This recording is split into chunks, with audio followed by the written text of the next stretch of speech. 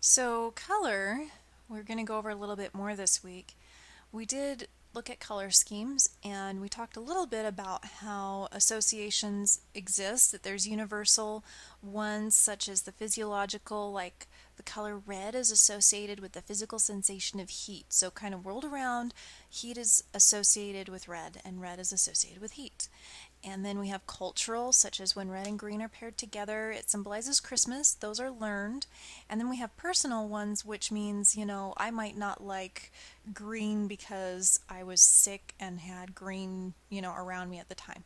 And those are good to keep in mind when we are creating anything, but especially messages with type.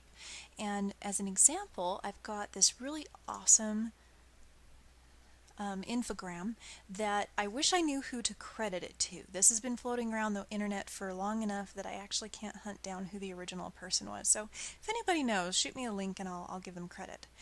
But you can see here some of the big companies that we're familiar with and how they have used the color associations that Western culture acknowledges to brand themselves. So let's take a look at the top. Yellow is associated with optimism, and here we've got UPS and National Geographic, Subway, Best Buy, lots of familiar ones, and on down the line. So orange, friendly, red, excitement, and so on. So go ahead and take a look at that a little bit longer if you'd like, and see if you agree with the branding that this person has put in those areas. So moving back to the site, I also have kind of an extended look at some color meaning. So here at the bottom of under design principles and resources under this image, we've got a button that says click here to go to color meanings. So click on that. And here I've got a list that I've sort of assembled from several different websites, which are credited down at the bottom, but of what these colors, when used individually, mean to us in our Western culture. So red, we've talked about a little bit. Orange, energy, balance, enthusiasm. Yellow, joy, happiness. It's not always hunky-dory happy. Like here we've got yellow is also betrayal and illness, cowardice. So there are typically good and or positive and negative associations with each color. And depending on the words or the images that you pair with that color, is tends to emphasize the message that you're trying to say. So remember that combining these either with more than one color or with text or with images can send really powerful messages. So feel free to return to this page at any point to consult what the color gurus had to say. Now I just clicked on the wrong button, so I'm going to go back one. I've got where you can actually go to our color resources page, which is excellent. I'd love for you to check that out, but I'm going to go back to lesson 2. Scroll down to where we were. Alrighty. There are some other things we need to know about colors. They've got some characteristics. So when we talk about color, we will often refer to them as either being a warm or a cold color. And if we look here on the right, there's an example of how the color wheel is split into warm and cold. So it's pretty equal down the middle. The greens, blues, and purples are typically associated with cold, and the warm reds and yellows are associated with warm. Now, these have, when we combine them, some interesting characteristics.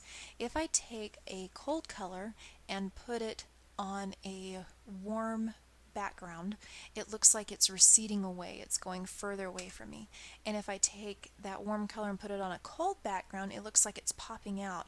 Now I've got an example here in this blue word image that you can see the first red word here almost looks like it's floating above the others. It's such a, we call it a buzzy color, that it's just something that our eyes do when it's looking at two colors that contrast so much but are put right together, and you can almost see like a black line around the edges. That's something your brain is creating while it's trying to figure out what to do with those colors.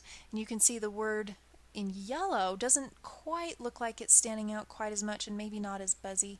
And to me this purple looks pretty buzzy. So keep in mind when you're pairing colors together that if it looks buzzy, unless you're doing it very specifically, you might want to tone that color down or get a slightly different color so that it doesn't create that uncomfortable look.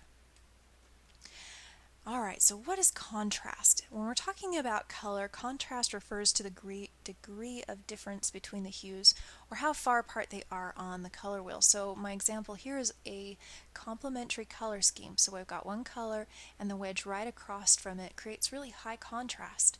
Now not only are these far across from each other on the color scheme, but it's impossible to pick a complementary color scheme that doesn't include both a warm and a cold color. So this is a good example of that. A low contrast color combination would be two colors that are close together on the color scheme. So we can see that there's less difference between these two color circles.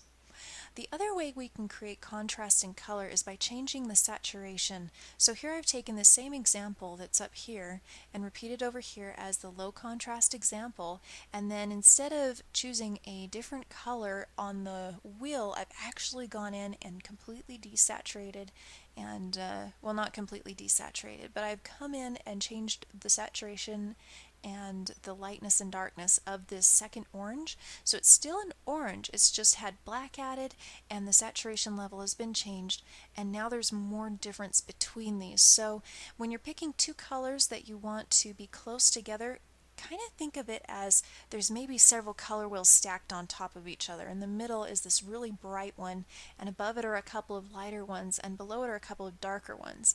And the further apart that you pick those two colors, whether it's either apart by wedge or by color wheel, you'll get better contrast or higher contrast. So that's pretty much how that works for color. We will talk a little bit more about contrast as it relates to shape and size in just a minute, but go on to the next section and learn how you can play with saturation and create your color wheel that you can use to pick color in the future.